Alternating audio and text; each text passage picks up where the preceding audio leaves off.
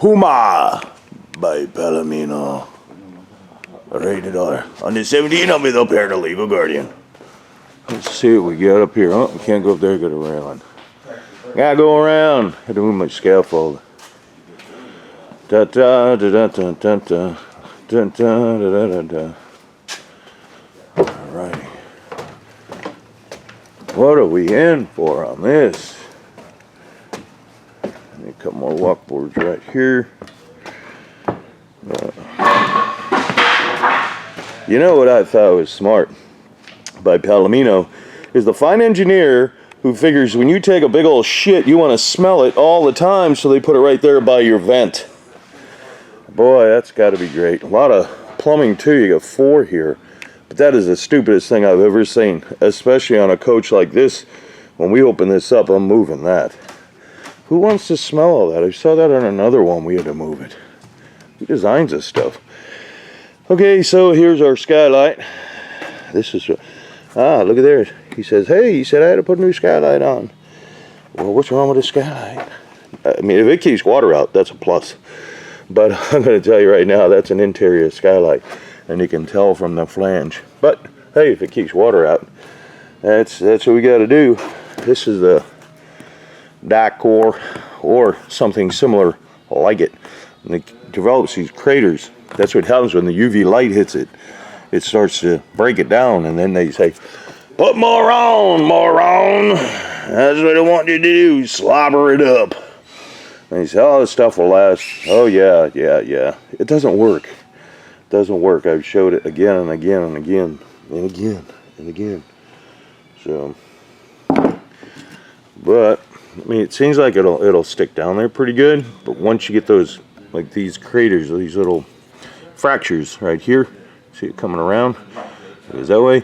Those are going to be generous leaks. Generous. And you see it all over here. See, it shouldn't do that. So you got it on all of them, even these ones over here. So we don't use that crap here. No. This is a. They just wanted to keep, like you said, keep putting more on. We're going to get rid of that antenna. I'm just trying to give you an overview of what we got going on here. A lot of them are the same. So at some point you may get bored with these videos and go, it's the same one as the last one. They all have the same problems. Terrible roof systems. And then check this out though. See how tight that is? This is EPDM rubber. Rubber shrinks. And what it's doing is it's putting a lot of stress right here. And then that'll leak down inside. That is very taut. I mean, when we pull the roof in, it's going to be taut anyways. Because we will taut it to be waterproof. But this is EPDM rubber. So to let you know, go around and you'll see the glazing around the window. And you'll see that short. Almost every single one of them. They're all short. I haven't seen an older coach where it's not. But anyhow, and it's just the rubber that goes in there. And the reason it's short is because it's EPDM rubber and it shrinks. So that's what's going to happen is this will shrink, but and when it shrinks, it just starts stressing it out. Meaning like it's like you're pulling a rubber band across, you know. But there's let's see how much protection they put on this thing by Palomino. I get a comment on a Jayco. So you don't like Jayco? They're all the same. Doesn't matter if it's a Jayco, Palomino, Keystone. They're all the same.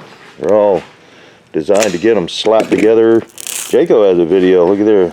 No protection on against that OSB right there. That's not a good thing. And that's what will cause some of the leaks.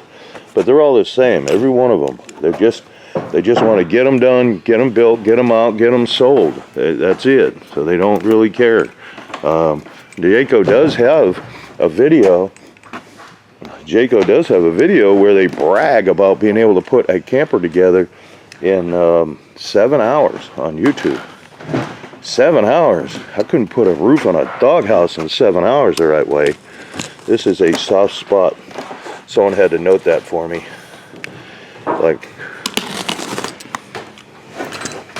oh, whoa. Yeah, that is soft.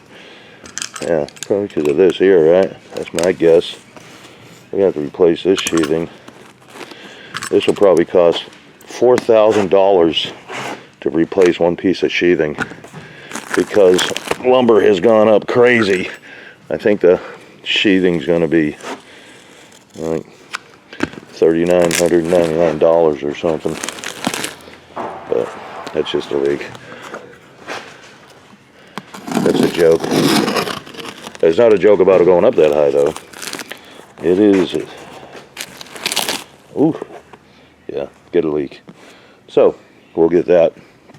Yeah, we're going to pull all the deck up anyways. So, here's something else. So, I'm just showing you an overview. If you have some of this stuff, some of these type of issues, I can tell you what's going on. So, if you look at this, I'm going to just bring the camera in close. Seems like when I zoom in, I'll make a mess. See all those little fractures in there?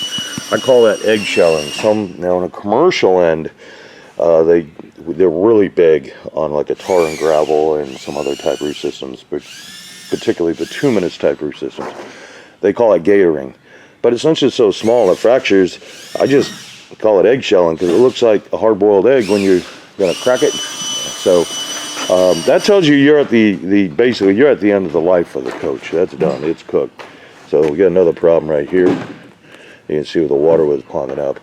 So I should have told you about the wire on there. See that wire that's coming around, what goes down to that boot?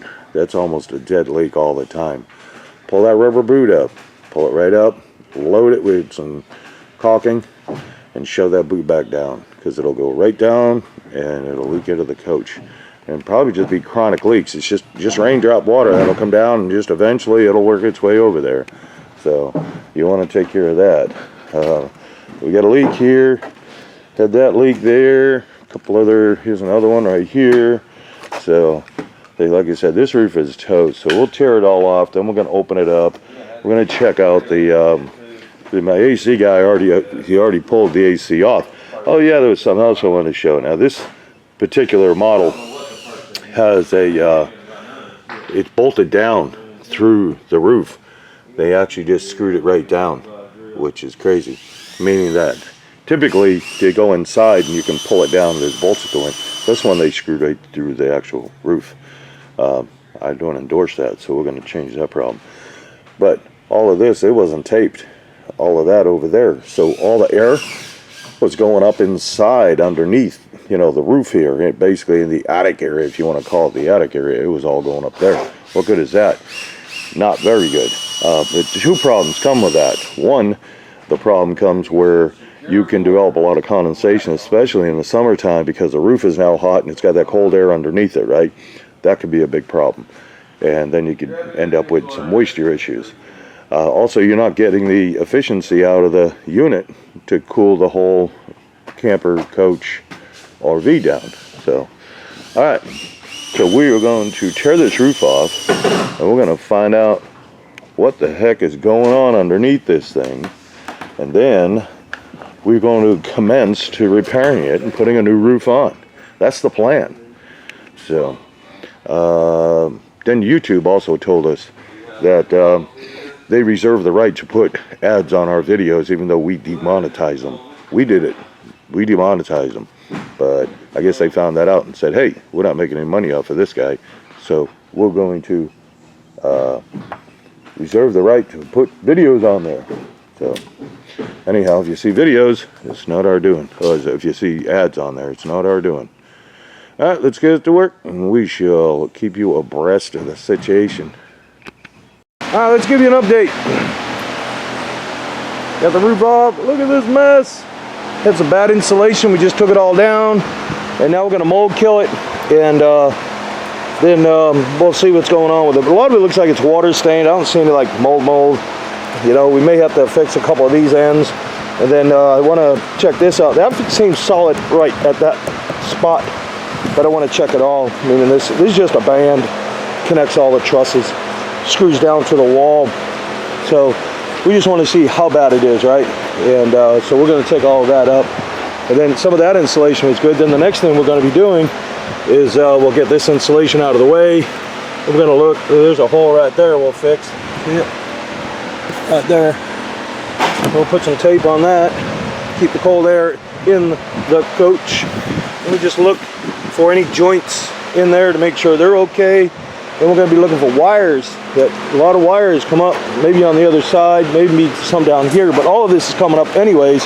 But at this given point, I just want to open it up, and I want to get some air in here, and I want to get it dried out. That's my main concern. So, and then there's that stink pipe. So when I pull this sheet up, I'm moving that stink pipe. That's the stupidest thing I've ever seen. I mean, really. I don't understand why they couldn't move it over. I mean, I know it comes up through the wall right there, but that's just asinine. Why someone would want to smell their own shit while they're taking the shit, I guess, because it's probably the bathroom. It's recirculating. Let you know how fast to get out of there. Man, I'm stinking the place up myself. Can't handle it. That's where you are with this, so we'll get this all cleaned up. Alright, so the pieces come up. There's that stink pipe.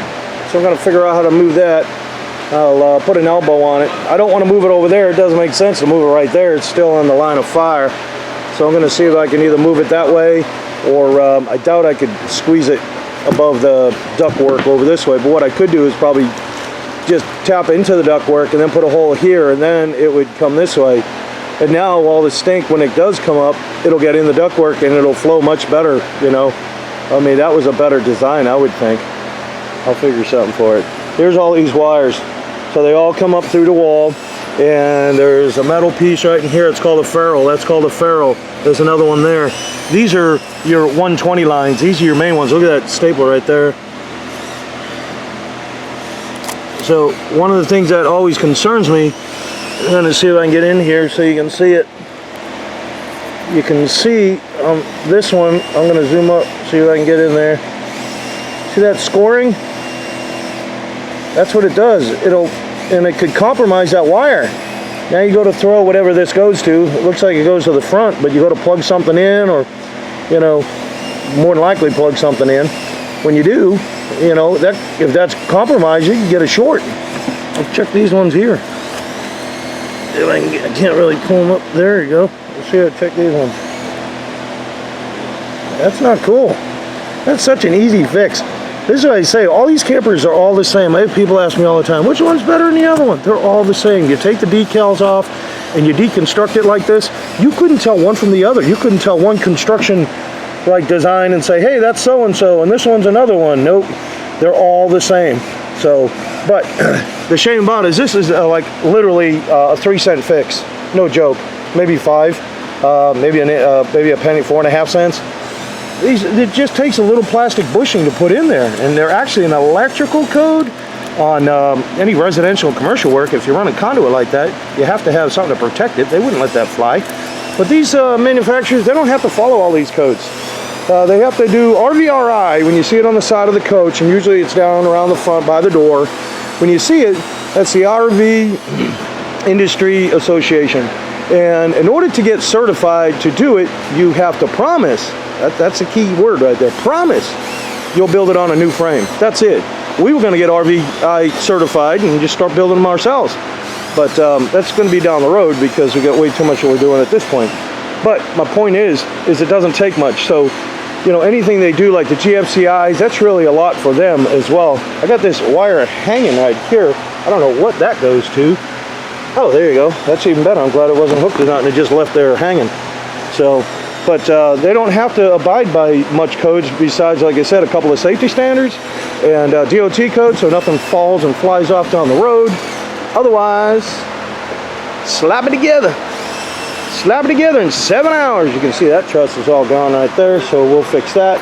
We're trying to get some of this material out of here, and then once we get that material out of here, we got one more sheet up front. That's what we're gonna look around this side. I see a couple more. I know when I put those bushings in, I don't know if I have any here. I have to go find them. They may be down in my stock room. But anyhow, these are just your little 12 volters, so they usually just drill a hole through those and pull it through. So there's nothing compromised, much like this here, right? So you got another one here. This is a 120 line, and you can see if I can turn the camera, and you can see that one's going to get, that's got a little indentation in it. And now you got 2 wires here. And but you know, here's the plus side. If this thing ever shorted out, the guy who owns this, man, he is a master electrician. he could wire that back in a heartbeat after he tears the ceiling out or the roof off, one or the other. So, but anyhow, this one you can see it's compromised a bit too. That's just to me is just wrong. It doesn't take anything. So when I say they don't put one more red cent into these things, they won't. Literally. You got that CFO with a sharp pencil. You can see that one in there. If I can zoom up a little bit.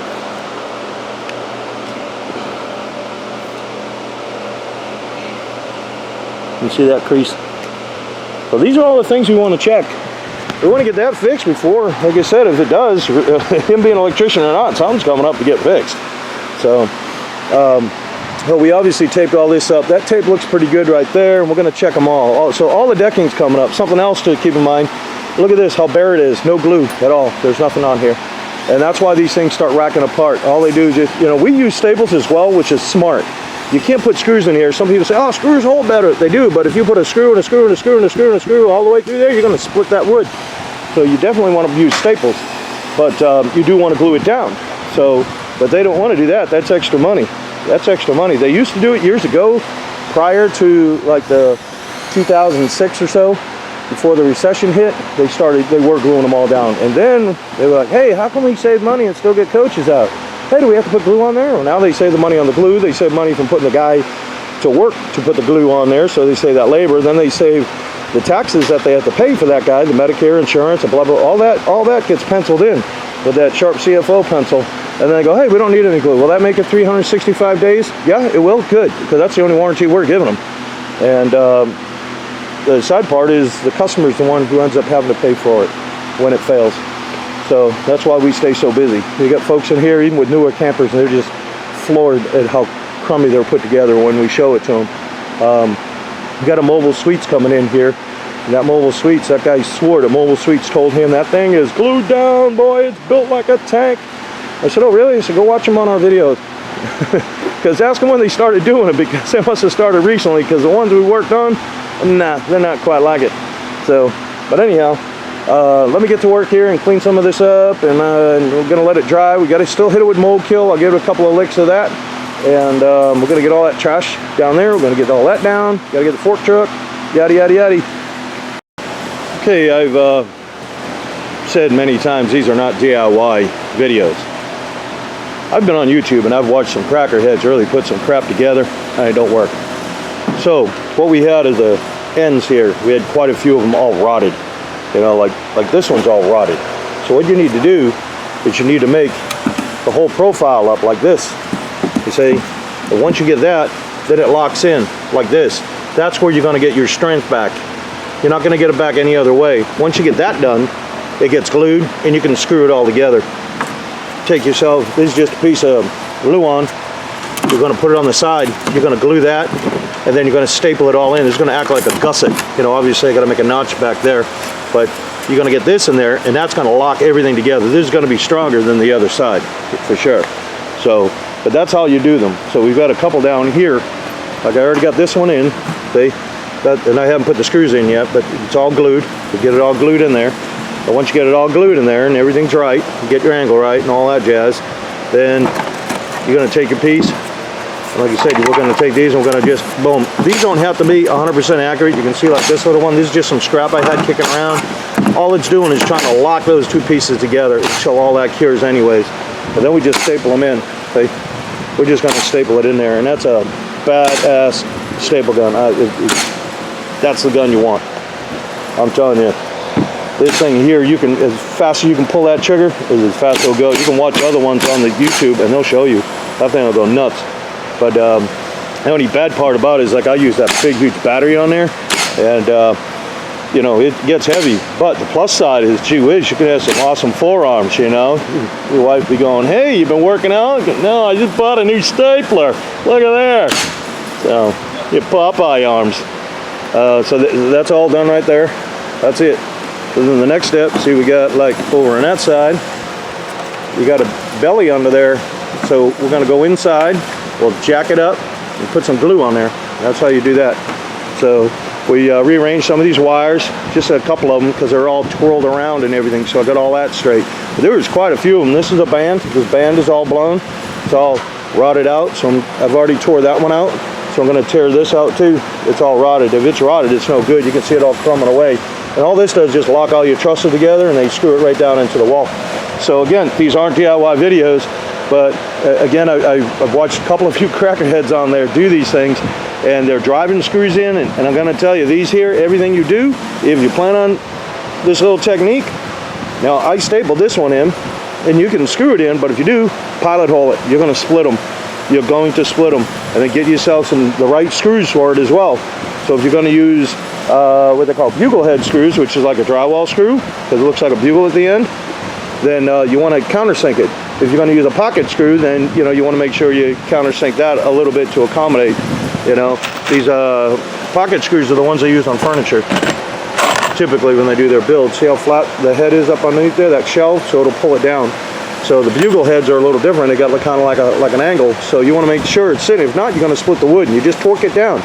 But I just hit it with a 1.5 inch staples. That's going to pull it. But you can see I've got them in here, but that's because I wanted to pull it to this other piece down here. I want to pull all that together. Like I said, once that adhesive dries, it's done. I mean, it isn't going anywhere. I mean, if you try to take it apart, you're literally going to rip the grain apart. So anyhow, those are some tips.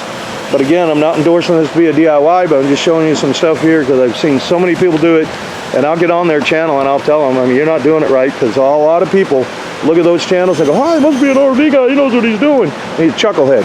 The guy who wants to be an RV guy, he doesn't know anything about builds or whatever, just gets in there, has done a couple, and now he thinks, he can just do them for other people, and they fall apart. So, but it takes a while to get all the pattern right and to, get it all right and drill your holes.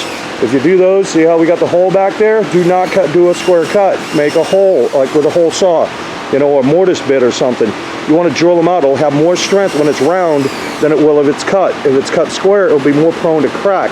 And you say, well, we cut this down here, why won't that crack? It won't crack because we're going to glue all that together right here. That'll be all glued together, and we're going to screw it in. Plus, it's sitting on a shelf, you see? But if you just plain out do that, a lot of times guys will do that, and then it'll start, if you cut it, it'll start splitting. So, and this is just white pine. It's light. That's all you need. So we got some doubles. I got one down here that the end was rotted, and that was all the problem was. It was just this little end. That's all that's rotted. So I didn't take the time to sit here and make all that. It's not necessary. Every bit of that's all good wood. Just that little bit, so I made this plate. It goes back a foot. You can see all the glue I got in there, and it's going to sit sitting on the wall. And then I'm going to take my other piece, and I'm going to bring it in, and then what I'll do is I'll put a blocker in here to pull all that together, because there isn't obviously a lot of meat right there to get a screw in there, right? So I'll just put a blocker in here somehow, and I'll get it pinned back together. But you also got sheathing in there. That's going to hold it. As long as this one is sitting on the wall, it isn't going anywhere. You're going to have decking going on there, so it can't go laterally left to right or any which way. It can't go anywhere. So, and it's not going to go up or down. I mean, it's in there. So, but like I said, that's just an easy way to do it. But that's heavy gauge steel, and I've got a great brake for that. And I buy all that stuff just for simple tricks like that. But like I said, that's structural steel right there. That's 16 gauge. That's some good stuff. And then we pop some holes in it, and we put some series of screws in there to pull it all together, and you can see it's all glued. So, if you really wanted to, we could put a couple screws in here to kind of hold that together. I don't know if that's really necessary. It's got a big gap. We may end up doing it for the plywood to break proper. So more than likely we'll squeeze it together and at least get something to span across there. So other than that, that's where we're at so far. You can see we've cleaned the roof and everything. So now I'm just I'm going to check all the trunk lines, and I'll show you how I fix these electrical issues here. I'll show you that in a few minutes. Just trying to get one thing done at a time here. This is where the ladder is, the ladder mount. As you come up the back of the coach, we're going to grab onto that ladder. So they had this crummy piece of plywood. You see all the staple holes right here. I had it in like this. And you can see I line those staple holes up pretty good. There they are. You see how they line up over there. And that's it. And all they did was have these staples shot in like that. There was nothing holding it. It was just like that. Just flimsy. Like this. So I don't like that because I need something solid to secure this to. So what I'm going to do, I'll put a shim in there. I'll build that out. Then I'm going to put this 2x4 in there. Well, yeah, it's 2x4. Got it ripped down. I'm going to get that, get the elevation right and everything, and we'll put that in there. Then when we put those two screws in there, we're going to be shooting right into the stock. This is going to have to get moved over. It doesn't look like it's accurate. But we'll get it right, whichever way it is. But anyhow, that'll add more strength to it. That's what we're doing there. And I'm going to see if I find those bushings and show you what we do on the electrical. Alright, we got some bushings. I'm going to show you how they go in. Let me get those bushings. Where'd they go? Where'd they go? Oh, they're back down here. They're back down here. See how we have the bushings? I just slid them down inside there.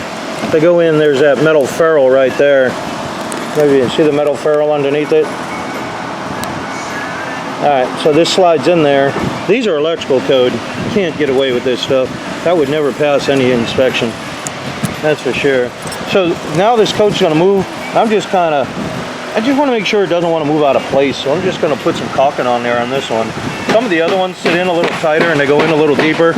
But these ones didn't. But all they are, let me get your bag open here. They're just these bushings here. Okay, and they go in. They're meant for BX cable. BX cable is a flexible metal cable, and that's what they're meant for, and you usually put them in there. But when you have something like this, on the new connectors now, even the EMT connectors, which is electrical metallic connectors that they have little nylon bushings on them already, so they don't do that. They already came with it. But on a BX cable, wherever you cut them, whatever size you're using, you need to put these in, like you said, as an electrical code. So we did that one, and then we're starting to tear all this out here. We're trying to take that out, that band. But so we had another set of wires right down here. See, and I already got those in. They come around this way. I got them in, just put some booger on it. Doesn't have to be fancy, it just doesn't have to go anywhere. And I'll go and check like those ones over there. Whatever other ones, we're gonna put them in there and get it right. Let me show you what we've been up to. All right, so we got that one down there. We got a bushing in that. That's the front driver's side. There's another one over here. We got that one, and I just glued them in. So we put those bushings in. I went along the whole thing, back over there. Got that one in there. You can see the little red dot in there. Like I said, I put some adhesive on there. I just didn't want it to fall out. Sometimes you can get loom in there, but these ones are kind of tight. Like it there. These ones here, there's no ferrule in there. There's no metal piece. Just goes right through the wood. Got one there, all the way down the coach. Got one down there, right there, all the way along the whole thing. Then the other thing I didn't like is the fact that these really weren't secured in there. They're just, all they do is staple this. See, there's the staples. That's all they do. It's a 2-inch staple, 1-inch wood. You only got 1 inch in the stock, and it's not glued. So things tend to rack apart. So what I did is I went and I countersunk all these screws.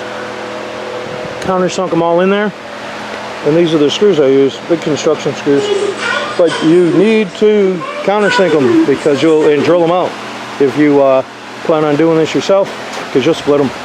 So and all I'm going to do now is, this is going to marry down with the plywood. That's how that is. So when I get to this, I'm going to use my staple gun, and I'm going to staple the two of them together to hold it, and then the plywood will hold it all together. But I may be able to get a small screw in there. I'll try that and see if that'll work. And again, I just don't want to risk splitting it.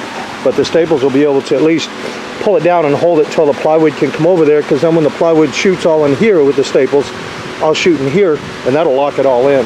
Well, not plywood, we're going to be putting OSB on here.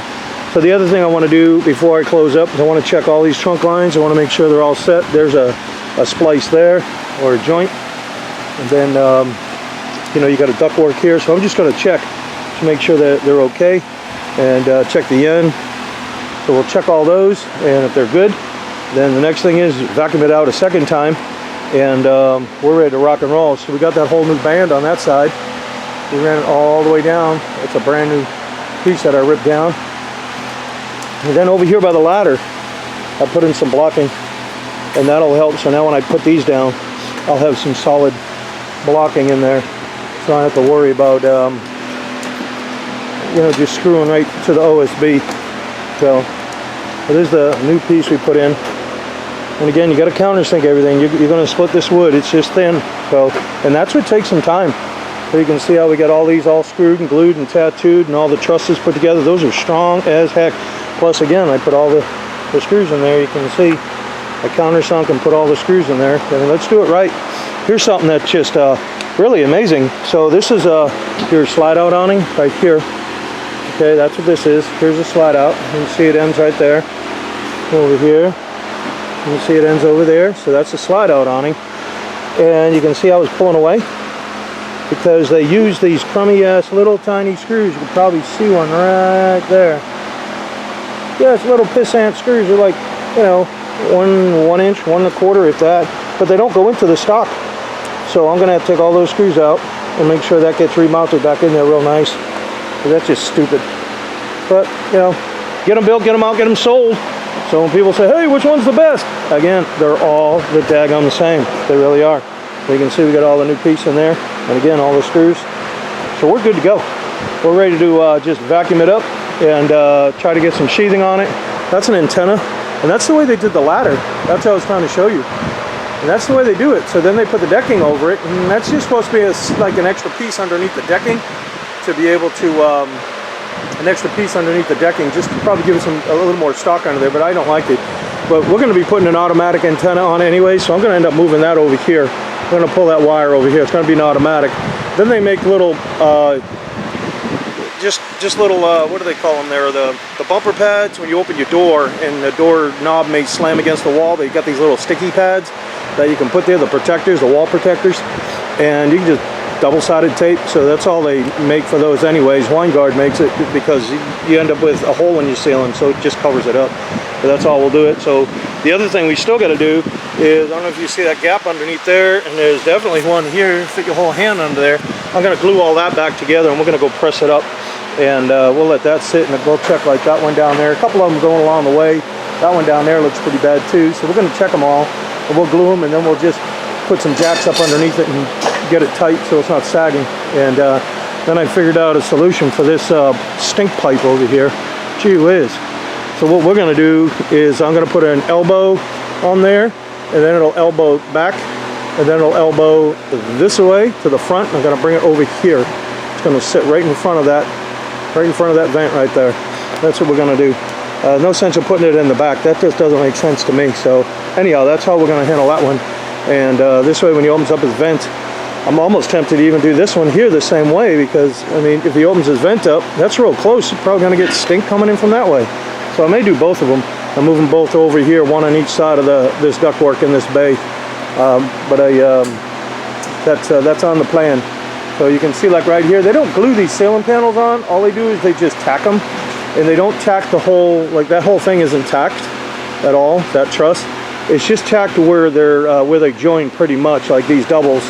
So this is where you see them doubled up. That's one panel section, and then you go another 4 feet, and there'll be another section. And typically that's the way they put them together, and they just drop them in. So this may be an 8-foot shot where they do them boom, boom, but then they'll staple the 4-foot roach probably right about here somewhere, and that's how they do them. If you're looking at all these numbers, all those numbers on there, that was for me. They didn't do that. I did that because I had to make up all these pieces, and I want to make sure each one fit whichever hole it was going in. So I numbered them all. So this way, if I had to, you know, I could pass them up to somebody and say, here, you know, all these are all marked. Like you can see that one's marked right there, number 19. That one's marked 19. So I can say, here, this one goes on 19. This one goes here. It's already prepped for them, so they can rock and roll and get it done. So we try to move it as quick as we can, but that's why I marked them all out, so we knew which ones are who. So. But they don't do it. They don't do that at the factory. That was my doing. So, like I said, we got a couple more adjustments on the plumbing, and we go fetch some decking, and we're going to try and get this thing stapled on today. We'll glue it all down, and we'll staple it just as soon as we move that. Like I said, I'll pull that wire over. A couple other things to look at, vacuum it out. So let's get to work. All right, we got the insulation in. Then found a couple more wires back here, and we put the bushings in there. You see them on those, all three of them. The camera got around there. There's some wires in the way. Okay, we got all those in, and then so a lot of these campers, they're set up to where you can put an extra air conditioner, and typically you can put one up in the front here. You can put one up on the front. So that's a 120 line. And what it does, it just came over and it was all squirreled over when I was trying to do all that work. It was so tight and a pain in the butt. I just said the heck with it, and I cut it free from here. but that's just a box. If you went in the ceiling, you're just going to see a flat blank plate. So we said the heck with it, we pulled it out, and if he still does want to put a air conditioner in there, he still can. What we did is we ran the wire, it's that one there, we brought it over, I mounted it into a box, and we made sure everything's all tight and everything, and you know, shockproof, all yada. And then all you have to do is pull that piece off and you can install the air conditioner. But all the wires are there, and I also put a plate on it as well. So that's all done, and we stapled it in place as well. So I just err on the side of caution. So now what we're going to do is we got his antenna wire here. Check that out. That's the ground. What is it going to ground to? There's no ground here. It doesn't go anywhere. So we're running one out right here. That's what we're doing right now. We're going to run a ground over here to this refrigerator just to get a ground on it, and then at least it'll probably work better. I don't know how well it worked in the first place. Obviously not too well if it wasn't grounded. But insulation, and we are ready to rock and roll. So we got a fan over there just because we did put some more mold kill on there, and on that side where I showed you previously where the slide out awning rail was, we just squirted it down just for the heck of it, wanted to make sure there's nothing in there. And now we just got a blower on there drying everything out, make sure it's all good and dry, you know, even with the mold kill, no wetness in there.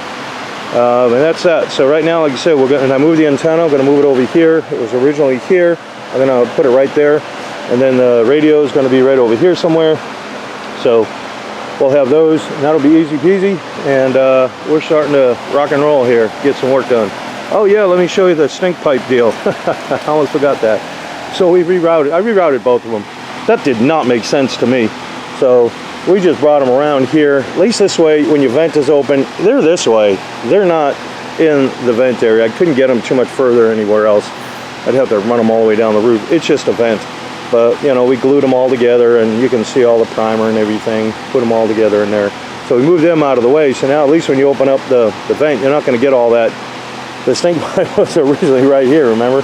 So, and the other one was just right there, so that didn't make sense to me. So like I said, we just routed. But there is a wall here, and that's how they design some stuff. It's not a great design, but they're not going to go through the trouble of putting elbows and everything like that. They just want easy peasy. Let's get it up through the roof, see you bye, you know. If you don't like it, you know, too bad, Mr. and Mrs. Customer, you can go fix it. But that's our design, you know, and we stand by it. All right, let's get some work done. No more yammering. All right, we're making some progress. We have got a couple of sheets down. You see we're gluing it. We glue it. Now what we did is I took this to the ground wire for the radio antenna. That's what it is. So now we're gluing it, and we're just stapling her down and getting her ready so we get roofing on it. Okay, so this is the slide out where we had the issues where the screws weren't long enough to reach. So what they did is they put a gutter on here. You really don't need one underneath the awning because the awning's going to shed it back. But yeah, there is a chance that the water could kind of trickle back up underneath the awning, so we're just going to leave it. But there was all that butyl and everything in there, so we mold killed all this, but it won't reach back there into that stock. So once we got it all clean, we're going to reseal it, put it back in there. We're going to put some bigger screws in there, of course, to make sure that they reach the stock back there. Most of that probably looks bad, but it's actually pretty good wood. We've mold killed the heck out of it, and it's holding. So when I put all these in here, these new ones, and I sank down to screw them in there, they all took. So, and even when I drove these ones in, at first, they all took. So we just took them out. We knew that we got good stock in there. So now we're just going to put a lick of adhesive caulk on there, and then we're going to screw it back in, and we're going to make sure all the screws are all sealed as well. So that's what we're working on. We were able to look at the tape. If you have one of these slide outs, a lot of times these gaskets will irritate this tape right here. And all this piece is a T-piece, meaning that it sits down here, and then there's a flange that comes out here. That's how you screw it down. That's how it's held. You probably could real similar to the one on this side, see? So it does the same thing. It just comes over here, and that's where it is. And then all they do is put a piece of tape on there. And a lot of times the gasket will irritate it from sliding in and out. And when it does, it will cause it to curl up, and then you get some leaks. So all this is looking pretty good. It's looking really still pretty tight. This gasket has a little curl to it, so it's not irritating it. If it was really tight and straight down, it'd probably do more damage, but it seems like it's working well. So that's a plus. At least we were able to inspect that. And like I said, that's what we're working on now. I got all the glue on. So now we're gonna roll her out. See if we can do this.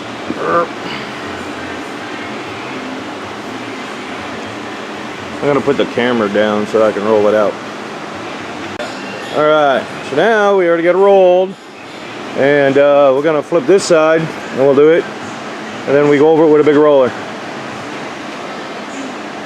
Driver's side, ready to roll. Then we roll it down with a big old heavy roller. We gotta find it. Look around here. That ain't small. Okay, so now that we got that, we're rolling it with that big mofo right there. That is a heavy roller. That's the way you need to do them. I've seen some other guys on the video that use one of those little linoleum roller skates. That's what I call them, a roller skate. I know I have one around here.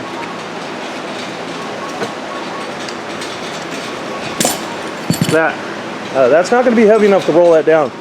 You need something to pack it down. So we're going to go over this thing, make sure it's tight. You can see all our protective strips that we have on there. You probably saw them in the first clip when we before we rolled it out. So we've got them all there, and I showed you all the aluminum strips we get down there. So that's what we're doing now. Roll it down, then we cut the holes out, start getting the curves on. We are done. There's our logo, RVRI. Got on here in May of 21. So this is what we got. We are complete. So we get a 60 mil commercial grade TPO roof. That's what this is, structured membrane. Double caulked all of this. Replaced all the insert trim. Sealed around the lights. Sealed around the windows. And the doors and all that stuff right here. Around the doors. Did around all over there. So we don't want anybody going, I got a leak, to come back and go, nah, it's not us. Now, this still needs to have a lick. Oh, I guess I got to get around that door. This still needs to have other things caulked. This is just, you know, again, as a courtesy, as a kind of a precaution. So, but this definitely needs to go around, double check all this stuff. And, but anyhow, that's what we got. You can see the way we got our curbs, got our skylight on there. We get everything all done. He's gonna end up selecting his antenna, and then he'll mount it. So we just put the mounts there, and obviously we got the radio right here. So everything's all done, like you said, double sealed, double licked. So you want to put 2 coats on these things. You know, if these are DIY videos, by the way, but if you're trekking that road, you need to put 2 strikes on there for sure. But we don't use any of that lap sealant and any of that stuff. All this is all heat welded. Everything's all heat welded here. So I went around the front lights and everything. So we definitely want to thank the customer for, you know, bringing this to us. We appreciate the business. We appreciate the work. Just again, keep in mind, these are not DIY videos. We just get really inundated with a lot of calls on this and that. And there's a lot to this. There's a lot to it. And I don't want to mislead anybody. And I don't know what your coach has. I don't know what's under. I don't know what you're working on. And I don't want to say, hey, this is what you got to do. And a lot of people try to describe it to me, but really it's something you have to see. You know, sometimes you have to see and you have to feel and touch it and say, oh yeah, this is that, or whatever. You may have some structural issues, but my point is, I just simply don't have the time to answer as many calls as I have. And like I said, they're not DIY because, again, there is a lot to do. You've seen all what we did here, and I showed a few things and a few tips of how to fix some of your trusses. I showed how to do that. But you know, again, you have to be real methodical about the way you put these together. You got to look at this as like a rolling cabinet. That's about what it is. So, you know, we'd like to see the coach come back in 30 days. You know, the warranty, bring it back every year, we renew the warranty. Bring it back every year, we renew the warranty. So the first initial inspection, 30 days. If it's 60, okay, but, you know, just to give you a chance to make some arrangements, but as a rule, we want to see them. We want to make sure everything is staying the way it should, the way you paid us to do the work. And I don't want to wait and see it later, and then we go, hey, you know, we could have fixed that with a little bit more caulking or lifted up a piece and resealed it, whatever. You know, you got a lot of guys working on here, and sometimes, you know, human error, somebody may not think of that, and, you know, I want to catch it before it becomes a problem, you know. So we got the stands on there, and you saw we got the counter flashing on the front of the air conditioner right there, and that's to deter the water from going up underneath this gasket. So we want the water, when it rolls off, we don't want it to go back up into that gasket, so it'll come down here and it'll go. We have a piece of counter flash. That's what all this is counter flashing. right here, so when the water hits it, it can't get up and over. So you don't want all that driving rain coming into it. There's a difference between rain coming down and driving rain from the wind and traveling, of course. So all the boots are all sealed. You can see, I think we already showed you that. We moved them. So other than, I got to break the scaffold apart. I got to get another lick around that. I just put a lick around that door. That's about it. She is ready to roll. So there's a lot of videos on our channel. If you like it, sure, you can, you can like the video. All that does, it doesn't do anything for us. Really, it shows if somebody else is searching and looking for other options for their roof systems, somebody would have opted to spray this. If somebody opted to spray, you know how much damage we fixed? That's why we don't do the spray. I've done commercial work for years. I got 30 years plus in commercial work. And I've had machines that spray. I've had recovery machines. If I thought it worked on this, I just buy the machine. It's not a big deal. We'd buy it and we'd just install it. But it's not something you want to do on a coach, because you want to open it up and see what's going on. Check the wires. Like you saw, the wires we had issues with, they were all compromised.